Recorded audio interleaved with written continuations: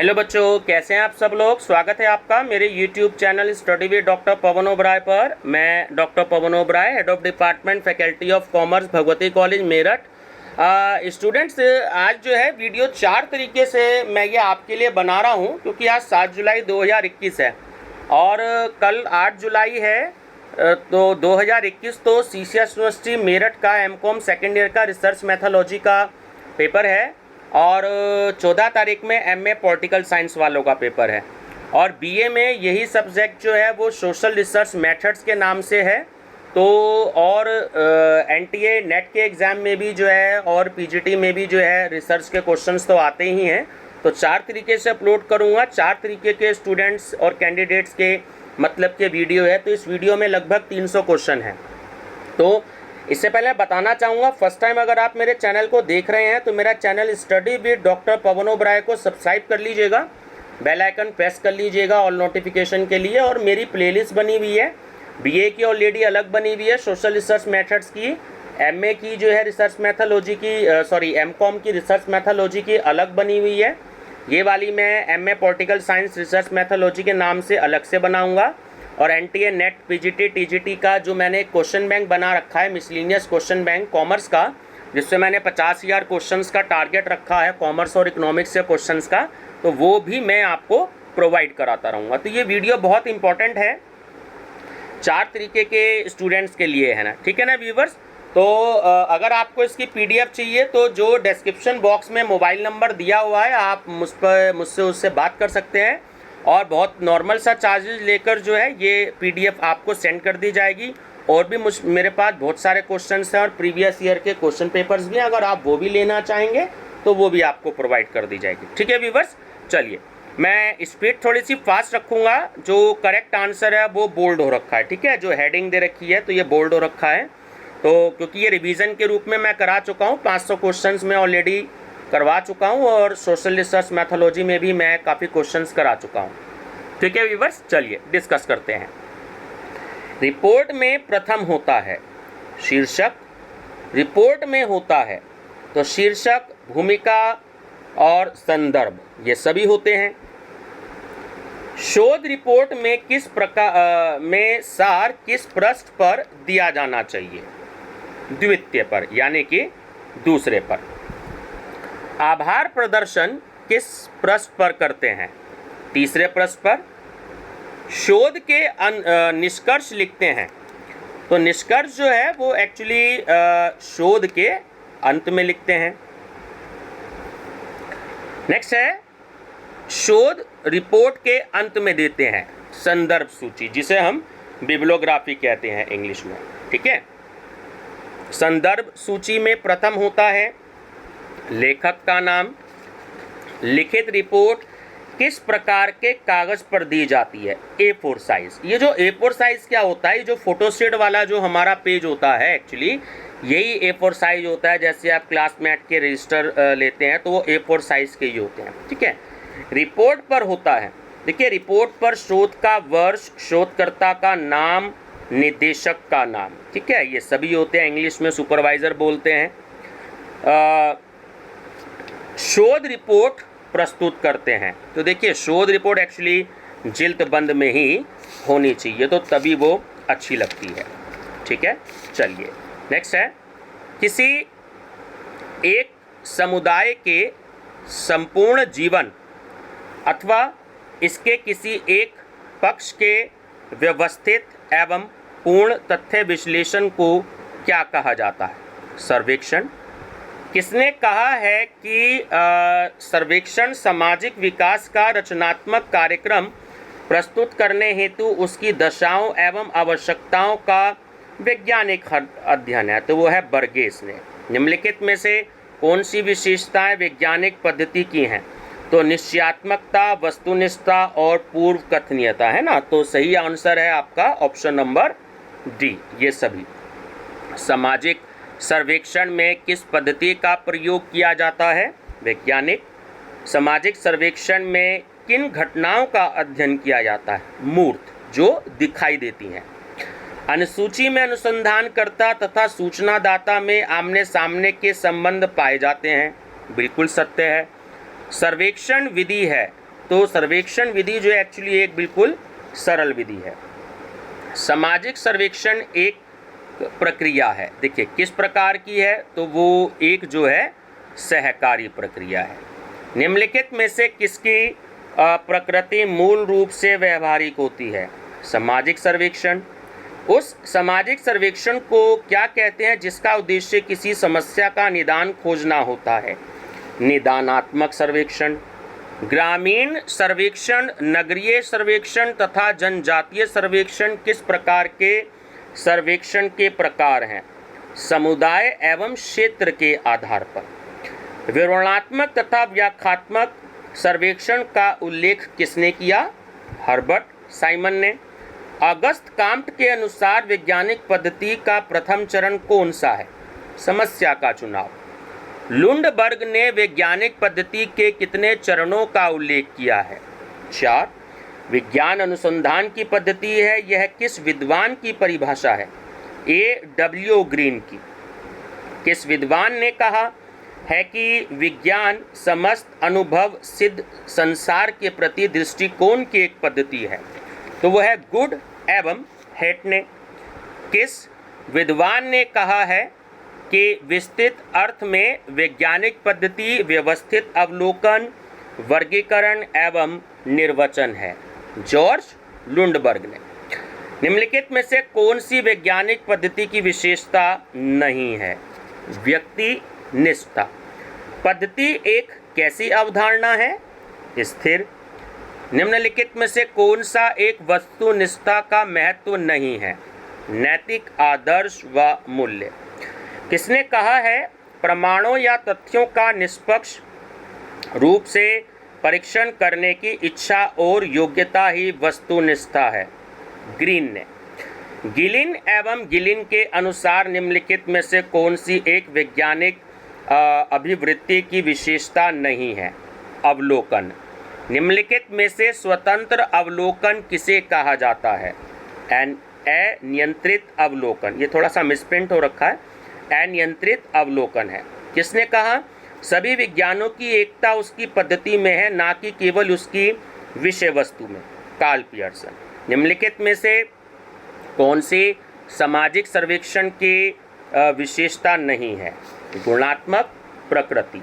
सामाजिक सर्वेक्षण किस प्रकार के अध्ययनों में सहायक है? तो वर्णनात्मक अध्ययन, अन्वेषणात्मक अध्ययन और कार्य कारण संबंधी अध्ययन। ऑप्शन डी करेक्ट है ये सभी। निम्नलिखित में से कौन सा सामाजिक सर्वेक्षण का गुण नहीं है? अवास्तविक सूचनाएं। सामाजिक सर्वेक्षणों में अध्ययनों का मुख्य केंद्र बिंदु क्या होता है? सामाजिक समस्याएं। आंकड़ा संकलन की वह विधि जिसके अंतर्गत शिक्षित उत्तरदाता प्रश्नों के उत्तर स्वयं भरता है, तो वो कहलाता है प्रश्नावली। प्रश्नावली सूचना संकलित करने की एक कैसी विधि है? अप्रत्यक्ष। प्रश्नावली का प्रयोग लोगों से सूचनाओं को प्राप्त करने के लिए ही किया जाता है, तो शिक्षित लोगों से। कौन सी ऐसी प्रविधि है जिसमें प्रश्नों की सूची सूचनादाताओं को डाक द्वारा भेजी जा सकती है? प्रश्नावली। प्रश्नावली को बंद एवं खुली प्रश्नावली में किसने विभाजित किया है? P.V. यंग ने। प्रश्नावली का प्रयोग किस प्रकार के उत्तरदाताओं के लिए किया जाता है? शिक्षित। प्रश्नावली को कौन भरता है? उत्तरदाता। कौन सी ऐसी प्रविधि है जिसमें प्रभावशाली सहगामी पत्र का होना भी अनिवार्य है? प्रश्नावली। जब प्रश्नावली भरकर लौटाई नहीं जाती, जब लगभग 15 दिन बाद सूचनादाता के पास जो पत्र भेजा जाता उसे क्या कहते हैं? अनुगामी पत्र।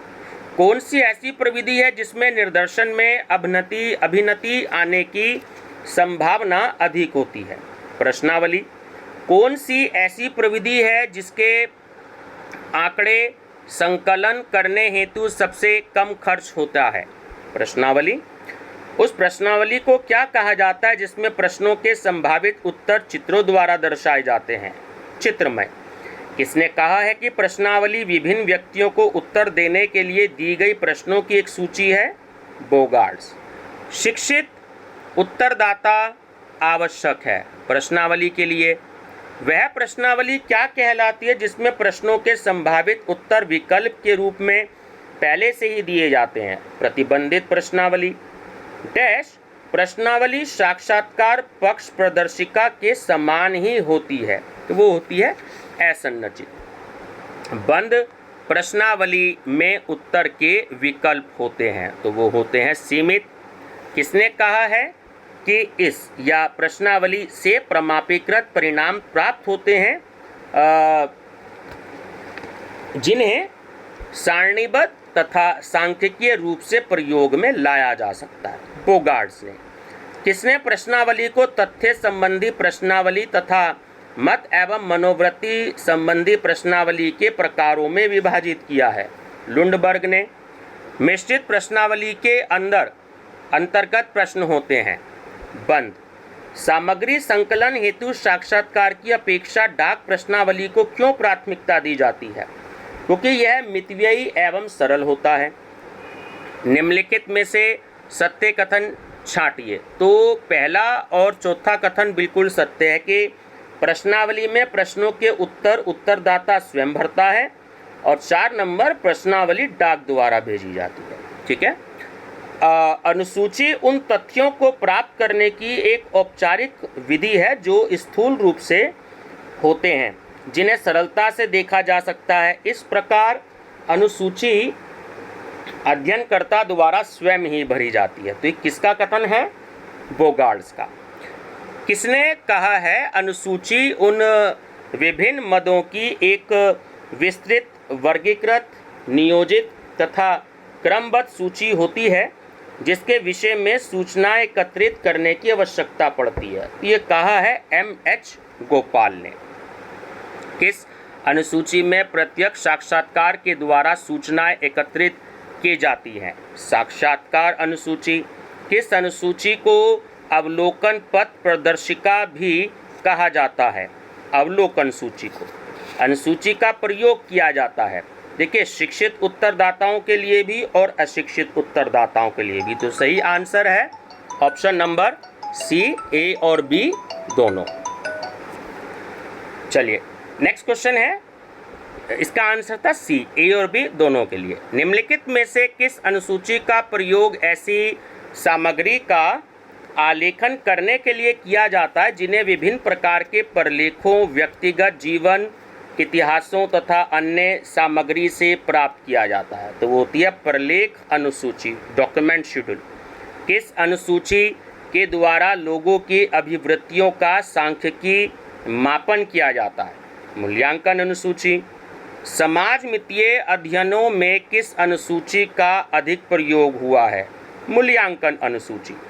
निम्नलिखित में से कौन सा एक अनुसूची का गुण नहीं है? सीमित क्षेत्र में उपयोग। अनुसूची में प्रश्नों के उत्तर अनुसंधानकर्ता भरता है, जबकि प्रश्नावली में यह कार्य कौन करता है? सूचनादाता। अनुसूची का प्रयोग केवल शिक्षित सूचनादाताओं के लिए ही किया जाता है। बिल्कुल, ये बात जो है बिल्कुल असत्य है। चलिए, शोध की वह पद्धति, एक्चुअली देखिए जो सीरियल नंबर चेंज है ना, तो सीरियल नंबर चेंज इसलिए है कि अलग अलग यूनिट से मैंने क्वेश्चन ले रखे हैं, या ये कह सकते हैं कि आप अलग अलग टॉपिक से मैंने क्वेश्चन ले रखे हैं, तो इसलिए दोबारा से 1 नंबर से शुरू हो जाता है। तो 5 यूनिट हैं, तो वो जो बहुत ज़्यादा मोस्ट इम्पॉर्टेंट क्वेश्चन है, तो जैसे 2 यूनिट ख़त्म हो चुकी हैं, तो अब ये तीसरी यूनिट है, तो इसलिए 1 नंबर से शुरू हो रहा है। तो आप कंफ्यूज मत हो ना कि ये अलग अलग नंबर क्यों है ना। चलिए, शोध की वह पद्धति जिसका उद्देश्य किसी सामाजिक घटना के गुणों को सामने लाना होता है, तो वो क्या कहलाती है? गुणात्मक पद्धति। गुणात्मक शोध पद्धति है, तो देखिए ये सहभागी अवलोकन, साक्षात्कार और व्यक्तिगत अध्ययन। तो सही आंसर है ऑप्शन डी, ये सभी। निम्नलिखित में से कौन सी विशेषताएं वैज्ञानिक पद्धति की हैं? तो निश्चयात्मकता, वस्तुनिष्ठा और पूर्व कथनीय था। तो ऑप्शन डी करेक्ट है ये सभी। निम्नलिखित में से व्यक्तिगत अध्ययन प्रविधि के प्रमुख उपकरण कौन से हैं? तो डायरी, पत्र, जीवन इतिहास, ये सभी होते हैं। निम्नलिखित में से कौन सी वैज्ञानिक पद्धति की विशेषता नहीं है? व्यक्तिनिष्ठा। पद्धति एक किस प्रकार की अवधारणा है? स्थिर। निम्नलिखित में से कौन सा एक वस्तुनिष्ठा का महत्व नहीं है? तो वो है नैतिक आदर्श व मूल्य। किसने कहा है? प्रमाणों या तथ्यों का निष्पक्ष रूप से परीक्षण करने की इच्छा और योग्यता ही वस्तुनिष्ठा है, ग्रीन ने। गिलिन एवं गिलिन के अनुसार निम्नलिखित में से कौन सी एक वैज्ञानिक अभिव्यक्ति की विशेषता नहीं है? अवलोकन। दहेज प्रथा के कारणों को जानने के लिए किस प्रकार का सर्वेक्षण किया जाएगा? निदानात्मक सर्वेक्षण। निम्नलिखित में से स्वतंत्र अवलोकन किसे कहा जाता है? अनियंत्रित अवलोकन को। किसने कहा है सभी विज्ञानों की एकता उसकी पद्धति में है, ना कि उसकी विषय वस्तु में? कार्ल पियर्सन ने। भौतिक घटनाओं की प्रकृति परिमाणात्मक होती है, जबकि सामाजिक घटनाओं की प्रकृति गुणात्मक होती है। ठीक है, सामाजिक घटनाएं होती हैं, देखिए परिवर्तनशील भी होती हैं और जटिल भी होती हैं। तो ऑप्शन सी करेक्ट है, ए और बी दोनों। व्यक्तिक अध्ययन पद्धति में किन तथ्यों का अध्ययन किया जाता है? गुणात्मक। जीवन इतिहास तथ्य संकलन का कैसा स्रोत है? तो वो द्वितीयक यानी कि सेकेंडरी सोर्स है। आंकड़े संकलन करने की किस पद्धति को शास्त्रीय पद्धति कहा जाता है? अवलोकन। सीए मोजर के अनुसार अवलोकन का अर्थ है, तो वो है आंखों का प्रयोग करना। किसने कहा है? विज्ञान अवलोकन से प्रारंभ होता है तथा उसे सत्यापन के लिए अंततः आवश्यक रूप से अवलोकन पर ही पुनः लौट आना पड़ता है, तो वो कहा है गुड एवं हेट ने। निम्नलिखित में से कौन सी अवलोकन की विशेषता नहीं है?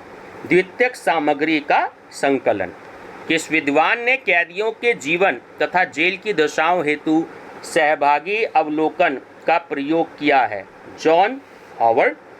किस पद्धति को सहभागी अवलोकन के नाम से जाना जाता है?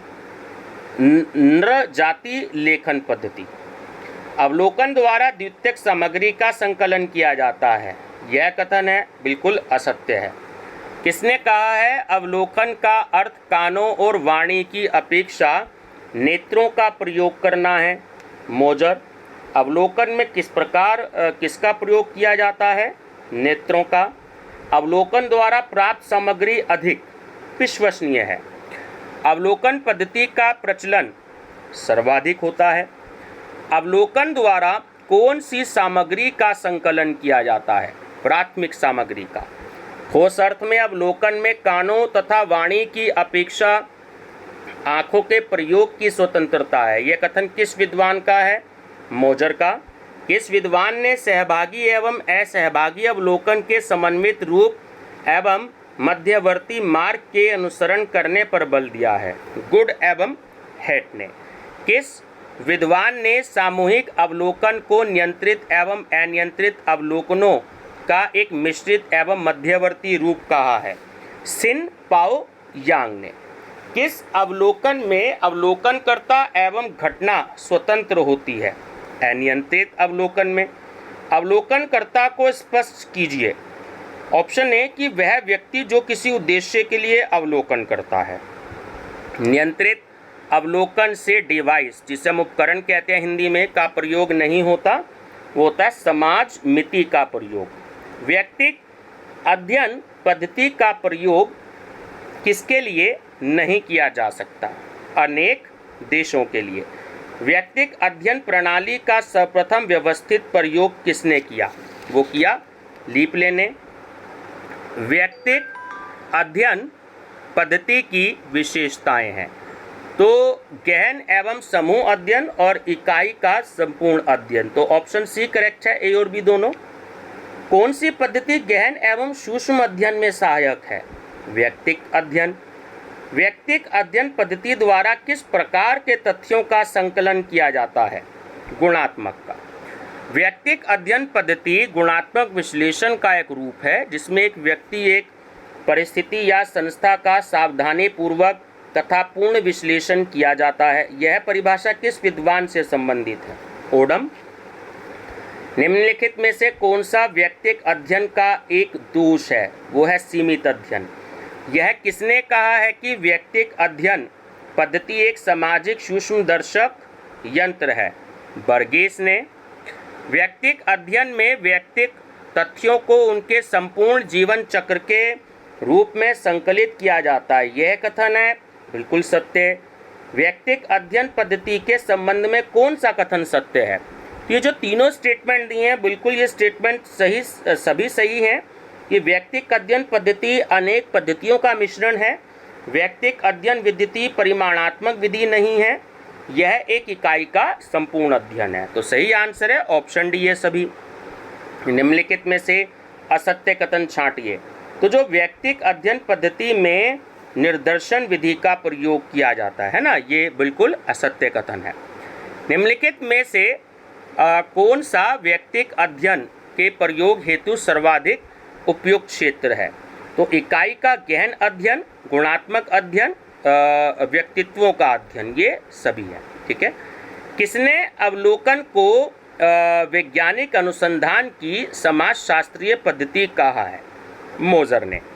सभी घटनाएं अवलोकन के योग्य नहीं होती, यह कथन निम्नलिखित में से किसका है? पीवी यंग का। सहभागी अवलोकन शब्द का प्रयोग सबसे पहले किस विद्वान ने किया? लिंडमैन ने। सहभागी अवलोकन का अभिप्राय सामान्यतः ऐसी परिस्थिति से है जिसमें अवलोकनकर्ता अपने अध्ययन समूह के उतने ही निकट होता है जितना कि उसका कोई अन्य सदस्य होता है। यह कथन किस विद्वान का है? पीटर एच मन का।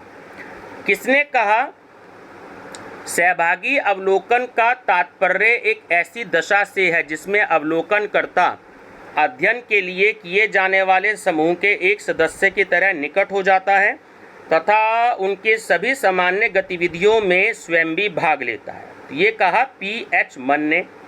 अवलोकन में विश्वसनीयता प्राप्त करने के लिए कौन कौन से उपाय किए जा सकते हैं? तो विस्तृत अवलोकन योजना, अनुसूची का प्रयोग और प्रकल्पना यानी कि हाइपोथेसिस है ना, इसका निर्माण। तो सही आंसर है ऑप्शन डी ये सभी।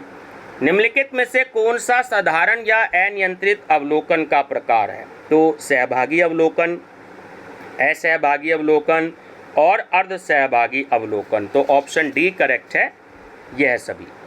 गुडे एवं हेट ने किस अवलोकन को साधारण अवलोकन कहा है? अनियंत्रित अवलोकन। किसने अनियंत्रित अवलोकन को परिशुद्ध अध्ययनों में उपयोगी माना है? पीवी यंग ने। अनियंत्रित अवलोकन को असंरचित अवलोकन किसने कहा है? जहोदा एवं कुक ने। किसने अनियंत्रित अवलोकन को उपकल्पनाओं के परीक्षण में एक महत्वपूर्ण यंत्र माना है? तो ये माना है गुडे एवं हेट ने। ठीक है।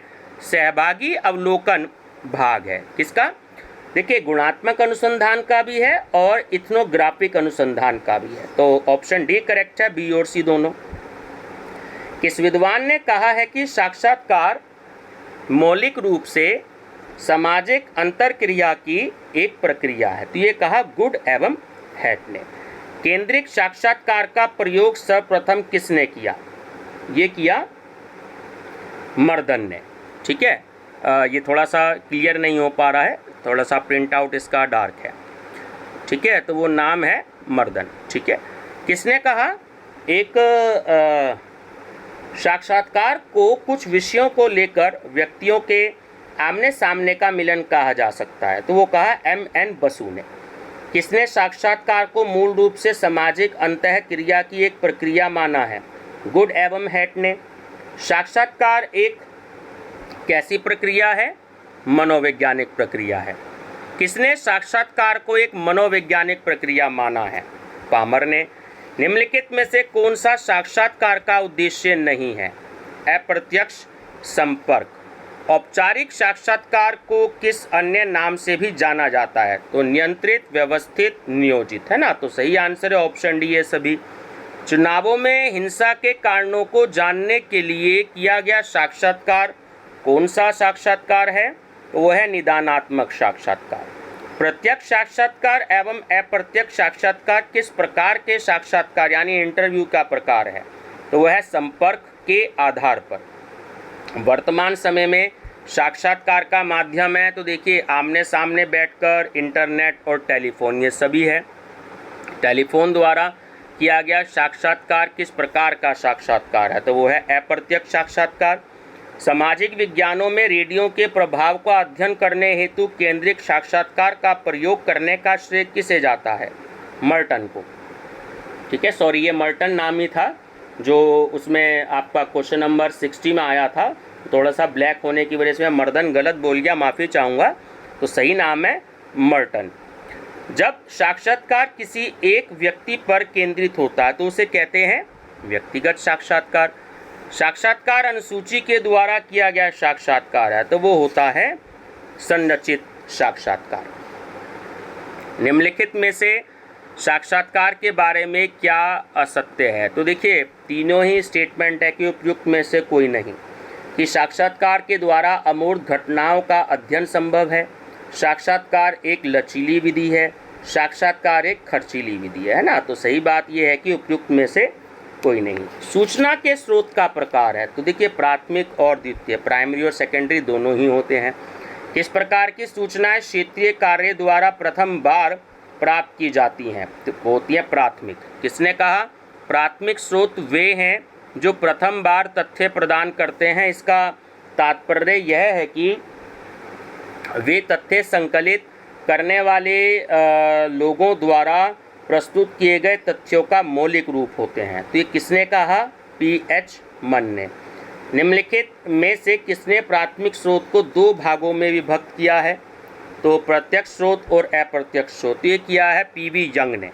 तथ्यों के स्रोत हैं तो देखिए प्राथमिक, द्वितीयक और प्रत्यक्ष, ये सभी होते हैं। निम्नलिखित में से कौन सा असत्य है, तो ऑप्शन सी की तथ्य मुख्यतः 3 प्रकार के होते हैं। आत्मकथा एकत्र की जाती है तो प्राथमिक स्रोत से भी और द्वितीयक स्रोत से भी, तो ऑप्शन सी करेक्ट है, ए और बी दोनों। निम्नलिखित में से कौन सा एक प्राथमिक स्रोत का प्रकार नहीं है, वो है डायरी। निम्नलिखित में से कौन सा एक सार्वजनिक प्रलेख है, समाचार पत्र। प्राथमिक सामग्री में अधिक मौलिकता तथा विश्वसनीयता पाई जाती है, बिल्कुल सत्य है। अवलोकन, साक्षात्कार आदि प्राथमिक सामग्री के स्रोत हैं, सत्य है बिल्कुल। द्वितीयक सामग्री अपर्याप्त होती है तो वो कुछ अंशों में, ये बात सत्य है। जनगणना रिपोर्ट है तो देखिए जनगणना रिपोर्ट जो होती है वो एक्चुअली द्वितीयक तथ्य होती है ना। भारत 2020 किस प्रकार का प्रलेख है, तो एक सार्वजनिक प्रलेख होता है, पब्लिक डॉक्यूमेंट। प्राथमिक सामग्री अतीत की घटनाओं के अध्ययन में सहायक होती है, बिल्कुल बात सत्य है। शोधकर्ता द्वारा स्वयं संकलित सामग्री को क्या कहा जाता है, प्राथमिक, प्राइमरी डाटा। द्वितीय विश्लेषण है तो ये है कि ऑप्शन सी दूसरे ने संग्रह किए हैं, इसलिए आंकड़ों का पुनः विश्लेषण। एक प्रोटोकॉल से यह सुनिश्चित होता है, तो तीनों ऑप्शन सही हैं कि साक्षात्कार का अनुसरण, विशिष्ट मुद्दों को बताना जिससे साक्षात्कार का मार्गदर्शन हो सके, और विशेष नोट हेतु एक कॉमन फ्रेमवर्क होना। तो सही आंसर है ऑप्शन डी, उपयुक्त सभी। एक संगणना करने वाला प्रायः आंकड़े निम्नलिखित में से किसके द्वारा संग्रहित करता है, तो वो होता है साक्षात्कार। द्वितीयक उपस्थित आंकड़ों में निम्नलिखित में से कौन समाहित है, तो कार्यालयीय प्रपत्र, पूर्व अनुसंधानीय आंकड़े और व्यक्तिगत प्रपत्र, है ना। तो ऑप्शन डी करेक्ट है कि ये सभी। आंकड़ों के संग्रहण की संगणना विधि में आंकड़े संग्रहित किए जाते हैं, तो ये प्रत्येक इकाई और समग्र से किए जाते हैं। तो थोड़े से क्वेश्चन व्यूवर्स और रह गए हैं, तो ये भी मैं चाह रहा हूँ कि इसी वीडियो में ख़त्म कर दूँ, तो एक ही ये रिवीजन की आपकी वीडियो हो जाएगी। ठीक है, चलिए नेक्स्ट है कि सामाजिक अनुसंधान में किन तथ्यों की खोज की जाती है, तो नए तथ्यों की खोज की जाती है। अनुसंधान में सामाजिक तत्व जो सम्मिलित होता है, तो तीनों ही हैं ऑप्शन कि मानव व्यवहार को सन्निविष्ट करना, सांस्कृतिक तत्व का ध्यान रखना, सामाजिक रूप से प्रासंगिक तत्वों को देखना। तो ऑप्शन डी करेक्ट है, उपयुक्त सभी। सामाजिक घटनाएं कैसी होती हैं, जटिल। किसने कहा अनुसंधान का प्रत्यक्ष प्रकार्य ज्ञान के मौजूदा भंडार में नवीन ज्ञान को जोड़ना है? ये कहा पी हैरिंग ने। निम्नलिखित में से कौन सर्वे अनुसंधान का प्रकार है? तो अनुगमन, संगणना और प्रतिदर्श, ये सभी हैं। अनुसंधान सामाजिक विज्ञानों के विकास में सहायक है। हाँ, राजनीतिक विज्ञान में अनुसंधान की प्रकृति है वैज्ञानिक। प्रयोगाश्रित अनुसंधान का स्थान है, तो वैज्ञानिक अनुसंधान के अंत में। किस शोध में सामाजिक जीवन के व्यवहारिक पक्ष का अध्ययन किया जाता है? व्यवहारिक शोध। वर्णनात्मक शोध का प्रथम चरण कौन सा है? शोध के उद्देश्यों का प्रतिपादन। निम्नलिखित में से कौन सा एक अनुसंधान उपयोगितावादी उद्देश्य नहीं है? तो वो है सामाजिक तथ्यों की जानकारी। क्रियात्मक शोध कितने प्रकार के होते हैं? 3। वर्णनात्मक अनुसंधान का प्राथमिक उद्देश्य है, वो है मार्गों का वर्णन करना जिस रूप में चीज़ें हैं। निम्नलिखित में से कौन सा अनुसंधान का एक सैद्धांतिक उद्देश्य नहीं है? तो वो है सामाजिक घटनाओं पर नियंत्रण। निम्नलिखित में से कौन सा चरण अनुसंधान नियोजन के चरणों में नहीं है? तो वो है अनुसंधान का डाटा विश्लेषण। अनुसंधान में क्या सम्मिलित है? तो तीनों सम्मिलित है कि नवीन ज्ञान की प्राप्ति, प्रचलित ज्ञान में संशोधन और ज्ञान का विकास। तो ऑप्शन डी करेक्ट है ये सभी। कौन सा अनुसंधान का उद्देश्य है? तो विशुद्ध ज्ञान प्राप्त करना, समस्याओं का समाधान करना और मानव जिज्ञासा की संतुष्टि करना। तो ऑप्शन डी करेक्ट है ये सभी। निम्नलिखित में से कौन सा अनुसंधान की प्रकृति से संबंधित नहीं है? तो वो है प्राकृतिक घटनाओं से संबंध। निम्नलिखित में से कौन सा राजनीतिक विज्ञान में अनुसंधान के महत्व को दर्शाता है? तो तीनों ही ऑप्शन ठीक हैं कि अज्ञानता की समाप्ति में सहायक, ज्ञान के विकास में सहायक और सामाजिक कल्याण में सहायक। तो ऑप्शन डी करेक्ट है उपयुक्त सभी। किसी घटना के बारे में जानकारी प्राप्त करने अथवा इसके बारे में नवीन ज्ञान प्राप्त करने से संबंधित अनुसंधान को क्या कहा जाता है? को कहा जाता है अन्वेषणात्मक अनुसंधान। किसी व्यक्ति, परिस्थिति अथवा समूह की विशेषताओं का सही चित्रण करने के उद्देश्य से किए जाने वाले अनुसंधान को क्या कहा जाता है? वर्णनात्मक अनुसंधान। कौन सा शोध उद्योग के लिए उपयोगी है? व्यावहारिक शोध। किस शोध की प्रकृति निदानात्मक होती है? क्रियात्मक शोध। व्यावहारिक शोध पर बल देने वाले विद्वान राजनीतिक विज्ञान को कैसा विज्ञान मानते हैं? मूर्त विज्ञान। किस शोध में राजनीतिक जीवन के सैद्धांतिक पक्ष का अध्ययन किया जाता है? विशुद्ध शोध में। भूतकालीन घटनाओं से संबंधित अनुसंधान को क्या कहा जाता है? ऐतिहासिक अनुसंधान। किसने ऐतिहासिक अनुसंधान की वैज्ञानिक पद्धति को अनुप्रयुक्ति माना है? J.W. बेस्ट ने। ऐतिहासिक अनुसंधान में किसका प्रयोग नहीं किया जाता है? क्षेत्रीय अध्ययन का। किस शोध का प्रयोग सामाजिक समस्या को हल करने के लिए किया जाता है? क्रियात्मक शोध को। क्रियात्मक शोध का प्रारंभ किस देश में हुआ? अमेरिका में। द एलिमेंट्स ऑफ रिसर्च पुस्तक के लेखक कौन हैं? तो वो हैं F.L. विटनी। परीक्षणात्मक शोध कितने प्रकार के होते हैं? 3 प्रकार के। निम्नलिखित में से कौन सा प्रायोगिक अनुसंधान का एक प्रकार है? तो केवल पश्चात परीक्षण, के पूर्व पश्चात परीक्षण और कायेतर तथ्य परीक्षण। तो ऑप्शन डी करेक्ट है ये सभी। इनमें से कौन सा अनुसंधान अभिकल्प के प्रकार का नहीं है? तो वह है अंतर्वस्तु विश्लेषण। विशुद्ध अनुसंधान का उद्देश्य है, तो वो है ज्ञान के लिए ज्ञान। अनुसंधान प्रारूप का अर्थ है निर्णय निर्धारित करने की प्रक्रिया। वैज्ञानिक अनुसंधान में ऑप्शन डी प्रयोग केवल मान्यताओं को परावर्तित करते हैं। अनुसंधान में नीति परिचायक है, तो ना तो वो वैध और सापेक्षिक होना, जानवरों को ना मारना और किसी दूसरे के अनुसंधान को उद्धृत ना करना। तो सही आंसर है ऑप्शन डी की उपयुक्त में इनमें से कोई नहीं। पीवी यंग ने वैज्ञानिक अनुसंधान के कितने चरणों का उल्लेख किया है? 4। यह किसने कहा है कि समस्या का ठीक प्रकार से निर्धारण करना इसका आधा समाधान है? एकूफ ने कहा। मूलभूत शोध को जिस नाम से जाना जाता है, तो देखिए विशुद्ध शोध, आधारभूत शोध, है ना, तो ऑप्शन डी करेक्ट है ये सभी। विशुद्ध शोध से सन्निहित है, तो सिद्धांतों और नियमों की खोज। निम्नलिखित में से कौन सा शोध विवरणात्मक शोध में सम्मिलित है?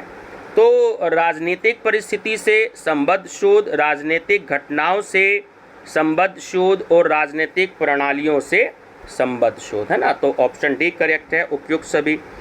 विश्लेषणात्मक शोध में सबसे पहला चरण है, तो वह संकलित सामग्री का आलोचनात्मक परीक्षण।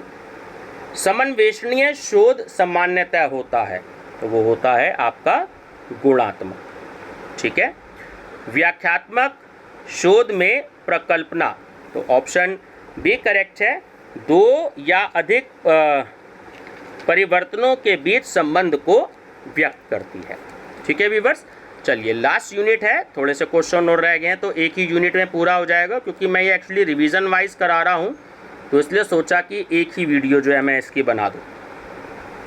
ज्ञान मीमांसा का संबंध है। देखिए ज्ञान मीमांसा का संबंध ज्ञान की प्रकृति से भी है, स्रोत से भी है और क्षेत्र से भी है, तो सही आंसर है उपयुक्त है इन सभी से। ज्ञान मीमांसा पर शास्त्रीय प्रारूप का प्रभाव रहा, तो वो पुनर्जागरण काल में रहा। शोध को प्रभावित करने वाले 2 ज्ञान सिद्धांत थे, तो एक था अनुभववाद और दूसरा था बुद्धिवाद। संवेद बोध का परिणाम है ज्ञान। तार्किक चिंतन की नींव रखी ग्रीक दार्शनिकों ने। तार्किक चिंतन की नींव रखने वाले प्रमुख दार्शनिक हैं, तो पाइथागोरस, प्लेटो और अरस्तु, ये सभी हैं। प्रमुख बुद्धिवादी हैं, तो डेस्कार्ट, स्पिनोजा और लेबनिज, ये सभी हैं। रेखा गणित की खोज में किसका योगदान माना जाता है? तो डेस्कार्ट का माना जाता है। बीजगणित रेखा गणित में कोऑर्डिनेट सिस्टम को कौन सामने लाया? डेस्कार्ट। क्रिटिक ऑफ प्योर रीजन किसकी रचना है? कांट की। ईश्वर के अस्तित्व को सिद्ध करने का दावा किसने किया? डेस्कार्ट ने। ईश्वर दयालु है, यह किसने कहा? डेस्कार्ट ने। दी मेथड्स में सन 1637 में ईश्वर पर किसका लेख प्रकाशित हुआ था? डेस्कार्ट का। अनुभववाद के उदित होने का कारण है, तो तीनों ही कारण हैं कि ब्रिटेन में गृह युद्ध और संपूर्ण मानवता में समानता की बढ़ती मांग और विज्ञान और वाणिज्य में वृद्धि, तो सही आंसर है ऑप्शन डी ये सभी। किन दार्शनिकों ने तार्किक चिंतन की नींव रखी? ग्रीक। ज्ञान प्राप्त होता है अनुभव से। अनुभाविक शब्द की उत्पत्ति किस यूनानी शब्द से हुई? एम्पीरिया। सर्वाधिक प्रतिष्ठित ब्रिटिश अर्थशास्त्री हैं, तो वह है John Locke. An essay concerning human understanding किसकी रचना है? जॉन लॉक की। बच्चे का मस्तिष्क कोरे कागज के समान होता है, यह किसका मत है? जॉन लॉक का। अनुभव का स्वरूप किस प्रकार का बताया गया है? दोहरा। लॉक के अनुसार विशेषताएं 2 प्रकार की होती हैं, तो एक होती है प्राथमिक और दूसरी होती है गौण। प्राथमिक विशेषताएं किसके द्वारा उत्पन्न होती हैं? ज्ञानेंद्रियों द्वारा। लॉक के दर्शन की आलोचना किसने करी? जॉर्ज बर्कले ने। Treatises concerning the principles of human knowledge किसकी रचना है? George Berkeley. आदर्शवाद को परिष्कृत किया कॉन्ट ने। आदर्शवाद की तुलना की जा सकती है यथार्थवाद से। तर्क के उपयोग से विश्व को समझा जा सकता है, यह मान्यता किसकी है? बुद्धिजीवियों की। कांट ने स्पष्ट किया है चिंतन प्रक्रिया को।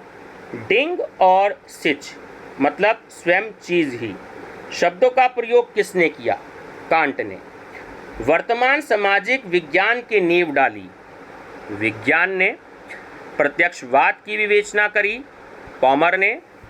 निम्नलिखित में से किस विचारक ने राजनीति को मनोविज्ञान पर तथा मनोविज्ञान को भौतिकी एवं रेखागणित पर आधारित किया था? हॉब्स ने। निम्नलिखित में से एक कथन सही नहीं है, तो ऑप्शन सी कि समाजशास्त्र एक विशिष्ट तथा राजनीति विज्ञान एक सामान्य सामाजिक विज्ञान है।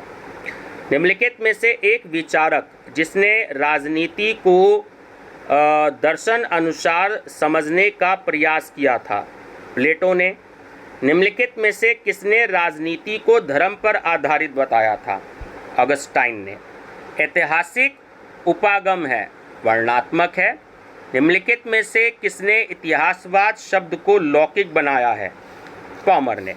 अनुभववादी तथा व्यवहारवादी उपागम में क्या उपयुक्त नहीं है? विशालकाय अध्ययन। निम्नलिखित में से एक विचारधारा के अंत का समर्थन नहीं है? सी राइट्स मिल्स। इतिहास के अंत विवाद के समर्थकों में निम्नलिखित प्रमुख थे? रूढ़िवादी। निम्नलिखित रचना स्किनर ने लिखी थी, तो वो लिखी थी liberty before liberalism.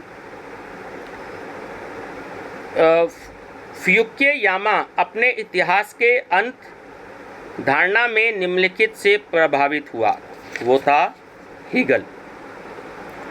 Political man रचना का लेखक था, तो वो था, देखिए, ना तो डेनियल बेल थे, ना गाल ब्रेथ थे और ना रेमंड आरो थे, तो सही आंसर है इनमें से कोई नहीं। व्यवहारवादी राजनीति विज्ञान में वह प्रवृत्ति है जो, ऑप्शन बी, राजनीति विज्ञान को प्रकृति विज्ञान में बदलने का प्रयास करती है। डैश दर्शन शास्त्र की वह शाखा है जो समस्त प्रकार की वास्तविकताओं के मूल स्वरूप को, चाहे वह स्वरूप दृश्य हो अथवा अदृश्य, समझने का प्रयास करता है, तो वो होता है तत्व विज्ञान। अनुभववाद की मान्यता की गणना निम्नलिखित में से किसके आधार पर की जा सकती है? तो वो समस्त ज्ञान की उत्पत्ति संवेदी अनुभव से ही हो सकती है।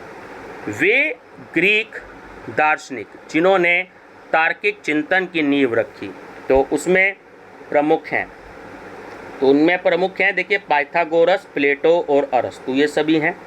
बुद्धिवादियों की मान्यता है कि संसार, देखिए, अनियतवादी भी है, नियतवादी भी है और संदिग्ध भी है, तो ऑप्शन डी करेक्ट है ये सभी। और लास्ट क्वेश्चन है कि निम्नलिखित में से कौन प्रमुख बुद्धिवादी है? तो डेस्कार्ट, स्पिनोजा और लेबनिज। ऑप्शन डी करेक्ट है ये सभी। तो व्यूवर्स, ये मैंने एक तरीके से 300 MCQs लगभग इसमें दिए हैं आपको, और आपका कोशिश करी है कंप्लीट कोर्स कवर करने की। मोस्ट इम्पॉर्टेंट है, हालांकि देखिए कोर्स कवर नहीं होता, लेकिन ये जो बहुत ही ज़्यादा मोस्ट इम्पॉर्टेंट MCQs हैं वो मैंने आपको दिए हैं, और ये एक प्रयास किया है कि आप ये देखिए, वीडियो भी जो है लगभग 43 मिनट की बन गई है, तो अगर आप इसको ढंग से बैठेंगे, अगर 43 मिनट की एक बार में ना देखना चाहें तो 2-3 बार में देख सकते हैं, ताकि आपका रिवीजन भी हो। तो रिवीजन पर्पस से मैंने ये वीडियो बनाई है, ठीक है व्यूवर्स। तो कल के एग्ज़ाम के लिए सभी MCOM के बच्चों का बेस्ट ऑफ लक, और MA पॉलिटिकल साइंस वालों के लिए बेस्ट ऑफ लक जो उनका एग्ज़ाम होगा, और सोशल रिसर्च मेथड्स वालों को भी बेस्ट ऑफ लक, और जिनका NTA नेट का एग्ज़ाम हो, जब भी वो देखने के लिए जाएं और मेरी इस वीडियो को देखें, तो उन सभी को ऑल दी बेस्ट, ठीक है व्यूवर्स। Thank you.